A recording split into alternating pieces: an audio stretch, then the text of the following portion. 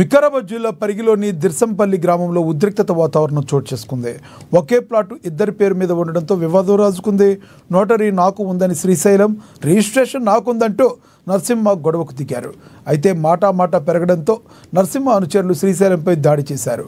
ఇక శ్రీశైలం భార్యపై దాడి చేస్తూ భర్తపై గ్రానైట్ రాయితో దాడి చేసేందుకు యత్నించారని, దీంతో తాను తప్పించుకున్నట్లుగా శ్రీశైలం చెప్తున్నారు. ఇక పోలీసుల రాకతో వివాదం సద్దుమణిగింది. కేసు నమోదు చేసుకున్న పోలీసులు దర్యాప్తు చేస్తున్నారు. మా నాన్న పేరు బసప్ప.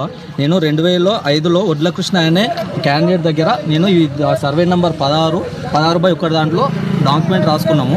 అప్పట్లో ఇది నా పేరు మీద రాసుకున్నాం. దాన్ని అదే డాక్యుమెంట్ని 2014లో నా పేరు మీద రిజిస్ట్రేషన్ చేసుకున్నా. నేను ప్రజెంట్ వికారాబాద్లో ఫోటో స్టూడియో నడుపుతున్నాను. నేను ఇక్కడ లోకల్లో లేకుండా ఈ క్యాండిడేట్లు లాస్ట్ ఇయర్ నా ప్లాట్లో కబ్జాకు వచ్చిండ్రు.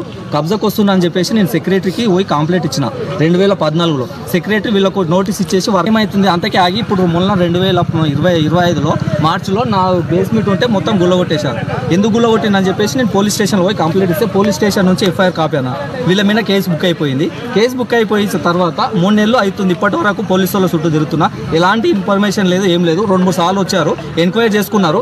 ఎంక్వైరీ చేసిన తర్వాత పోలీసు వాళ్ళు ఏమన్నారంటే ప్లాట్ కార్డు కేసు అయింది కదా, మీరు ఓకండి, అవతల పార్టీ కూడా ఓకండి అని చెప్పేసి మొత్తం చెప్పారు. సరే అని చెప్పేసి నేను ప్లాట్ కార్డుకి రాలేనన్న. వాళ్ళు ఏం చేస్తున్నారు, అవతల పార్టీ వాళ్ళు వచ్చి వర్క్ చేస్తున్నారు అని చెప్పేసి నేను డైరెక్ట్ డిఎస్పీ గారిని కూడా కలిశాను.